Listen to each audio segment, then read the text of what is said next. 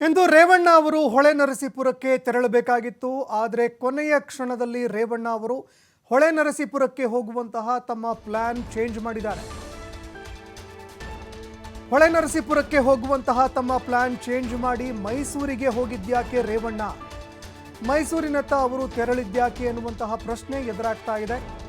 ಇನ್ನು ರೇವಣ್ಣ ಅವರು ಮನೆಗೆ ಬರ್ತಾರೆ ಅಂತ ಸಾಕಷ್ಟು ಕಾರ್ಯಕರ್ತರು ಕಾದು ನಿಂತಿದ್ರು. ರೇವಣ್ಣ ಅವರು ಮೊಟ್ಟ ಮೊದಲ ಬಾರಿಗೆ ಮನೆಗೆ ಬರ್ತಾರೆ, ಅವ್ರನ್ನ ನೋಡಬೇಕು, ಅವ್ರ ಜೊತೆಯಲ್ಲಿ ಮಾತನಾಡಬೇಕು ಅಂತ ಕಾರ್ಯಕರ್ತರು ಕಾದು ನಿಂತಿದ್ರು.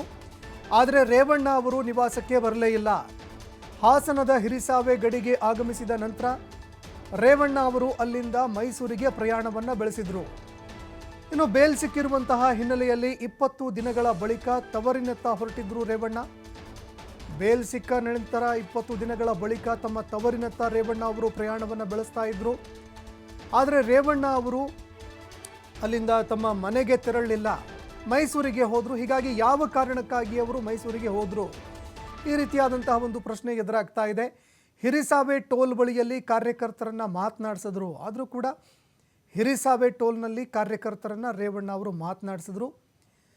ಮಾತನಾಡಿಸಿ ಅಲ್ಲಿಂದ ರೇವಣ್ಣ ಅವರು ತಕ್ಷಣವೇ ಹೊರಟು ನಿಂತರು.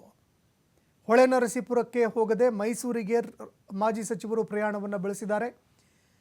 ಇನ್ನು ಯಾವ ಕಾರಣಕ್ಕಾಗಿ ಅವರು ಮೈಸೂರಿಗೆ ತೆರಳಿದ್ರು, ಯಾವ ಕಾರಣಕ್ಕಾಗಿ ತಮ್ಮ ನಿವಾಸಕ್ಕೆ ತೆರಳಿಲ್ಲ ಅನ್ನುವಂತಹ ಪ್ರಶ್ನೆ ಸಹಜವಾಗಿ ಎದುರಾಗ್ತಾ ಇದೆ. ಇನ್ನು ಅದೇ ರೀತಿಯಾಗಿ ಈ ಒಂದು ಪ್ರಕರಣ ಮಾಜಿ ಸಚಿವರಿಗೆ ಮುಜುಗರವನ್ನು ತರಿಸ್ತಾ ಇದೆಯಾ, ಈ ರೀತಿಯಾದಂತಹ ಒಂದು ಪ್ರಶ್ನೆ ಸಹಜವಾಗಿ ಹುಟ್ಕೊಳ್ಳುತ್ತೆ. ಇನ್ನು ಅದೇ ರೀತಿಯಾಗಿ ಹಿರಿಸಾವೆ ಟೋಲ್ನಲ್ಲಿ ಅವರು ಕಾರ್ಯಕರ್ತರನ್ನು ಮಾತನಾಡಿಸಿ ಅಲ್ಲಿಂದ ತೆರಳುವಂತಹ ಕೆಲಸವನ್ನು ರೇವಣ್ಣ ಅವರು ಮಾಡಿದ್ದಾರೆ. ಆದರೆ ಒಂದು ಪ್ರಶ್ನೆ ಸಹಜವಾಗಿ ಇಲ್ಲಿ ಕಾಡ್ತಾ ಇರುವಂಥದ್ದು, ಯಾವ ಕಾರಣಕ್ಕಾಗಿ ಅವರು ತಮ್ಮ ನಿವಾಸಕ್ಕೆ ತೆರಳಲಿಲ್ಲ ಅನ್ನುವಂತಹ ಒಂದು ಪ್ರಶ್ನೆ ಸಹಜವಾಗಿ ಕಾಡ್ತಾ ಇದೆ. ಇನ್ನು ಅದೇ ರೀತಿಯಾಗಿ ದೃಶ್ಯಾವಳಿಯಲ್ಲಿ ಕೂಡ ನೋಡ್ತಾ ಇದ್ದೀರಿ, ಮನೆಗೆ ತೆರಳಬೇಕಾಗಿದ್ದಂತಹ HD ರೇವಣ್ಣ ಅವರು ಮೈಸೂರಿಗೆ ತೆರಳಿದ್ರು. ಒಂದು ಹೊಳೆ ನರಸೀಪುರಕ್ಕೆ ಹೋಗಬೇಕಾಗಿದ್ದಂತಹ ಪ್ಲ್ಯಾನನ್ನು ಕೊನೆ ಕ್ಷಣದಲ್ಲಿ ಅವರು ದಿಢೀರನೆ ಚೇಂಜ್ ಮಾಡಿಕೊಂಡ್ರು.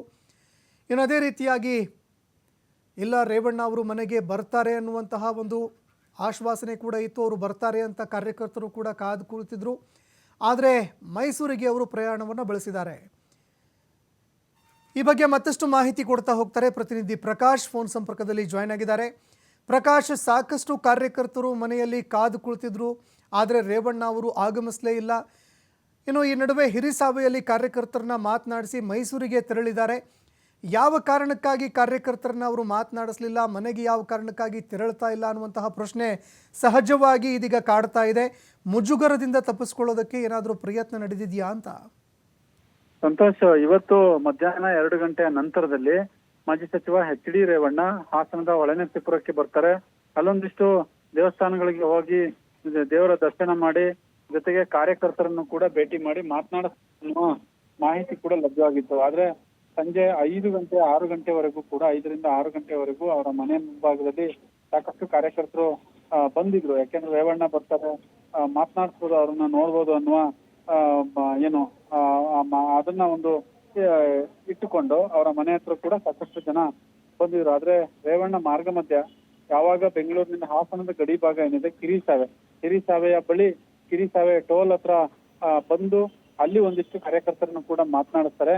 ನಂತರದಲ್ಲಿ ಅವರು ಚನ್ನರಾಯಪಟ್ಟಣಕ್ಕೂ ಬರ್ತಾರೆ. ಚನ್ನರಾಯಪಟ್ಟಣದಿಂದ ಹೊಳೆನರಸೀಪುರದ ಕಡೆ ಬಂದ್ರು ಅನ್ನುವ ಮಾಹಿತಿ ಕೂಡ ಮಾಧ್ಯಮಗಳಿಗೆ ಗೊತ್ತಾಗುತ್ತೆ. ಇನ್ನೇನು ಒಂದು 10 ನಿಮಿಷದಲ್ಲಿ ಬರ್ತಾರೆ ರೇವಣ್ಣ ಅನ್ನುವ ಸಂದರ್ಭದಲ್ಲಿ ಏಕಾಏಕಿ ಮಾರ್ಗ ಬದಲಾವಣೆ ಮಾಡಿರುವಂತದ್ದು. ಅಂದ್ರೆ ಹೊಳೆನರಸೀಪುರದಿಂದ ನೇರವಾಗಿ ಕಿಕ್ಕೇರಿ ಮತ್ತೆ KR ಪೇಟೆ ಮಾರ್ಗವಾಗಿ ಮೈಸೂರಿಗೆ ಹೋಗಿದ್ದಾರೆ ಅನ್ನುವ ಮಾಹಿತಿ ಸದ್ಯಕ್ಕೆ ಲಭ್ಯವಾಗಿರ್ತಕ್ಕಂಥದ್ದು. ಯಾಕಂತಂದ್ರೆ ಎಲ್ಲೋ ಒಂದ್ ಕಡೆ ಇವತ್ತು ಹೊಳೆನರಸೀಪುರಕ್ಕೆ ಬರ್ತಾರೆ, ಕಾರ್ಯಕರ್ತರನ್ನ ಮಾತಾಡಿಸ್ತಾರೆ ಅನ್ನುವ ಎಲ್ಲರೂ ಕೂಡ ಒಂದು ಇದನ್ನ ಇಟ್ಟುಕೊಂಡು ಕಾಯ್ತಾ ಇದ್ರು. ಆದ್ರೆ ಆ ಸಂದರ್ಭವನ್ನು ನೋಡಿದ್ರೆ ಅವ್ರು ಏಕಾಏಕಿ ಹೊಳೆನರಸೀಪುರಕ್ಕೂ ಕೂಡ ಬಾರ್ದೇನೆ ನೇರವಾಗಿ ಮೈಸೂರಿಗೆ ಹೋಗಿದ್ದಾರೆ. ಮೈಸೂರಿಗೆ ಏನಕ್ಕೆ ಹೋದ್ರು ಅನ್ನುವ ಪ್ರಶ್ನೆಗಳು ಕೂಡ ಈಗಾಗಲೇ ಸಹಜವಾಗಿ ಮೂಡ್ತಾ ಇರುವಂತದ್ದು. ಎಲ್ಲೋ ಒಂದ್ ಕಡೆ ಒಂದಿಷ್ಟು ಅವ್ರಿಗೆ ಕಳೆದ 20 ದಿನಗಳಿಂದಲೂ ಹೊಳೆನರಸೀಪುರದ ಕಡೆ ಮುಖ ಮಾಡಿರ್ಲಿಲ್ಲ. ಎಲ್ಲೋ ಒಂದ್ ಕಡೆ ಮುಜುಗರ ಆಗಿರಬಹುದೇನೋ ಅನ್ನುವ ಪ್ರಶ್ನೆಗಳು, ಆ ರೀತಿಯಾದಂತಹ ಒಂದು ಆರೋಪಗಳು, ಆ ರೀತಿಯಾದಂತಹ ಚರ್ಚೆಗಳು ಕೂಡ ಈಗಾಗಲೇ ಹೊಳೆನರಸೀಪುರ ಮತ್ತೆ ಹಾಸನ ಭಾಗದಲ್ಲಿ ಸಾಕಷ್ಟು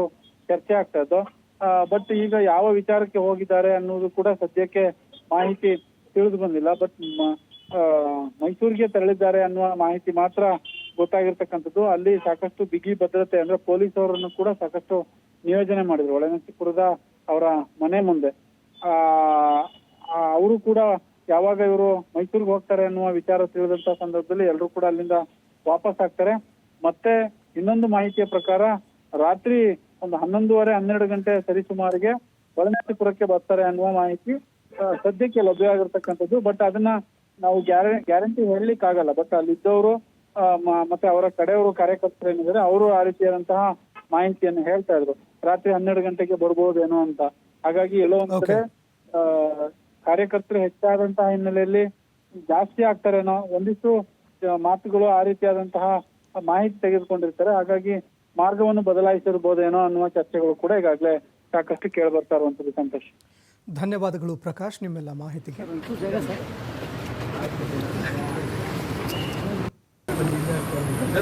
ಓಯ್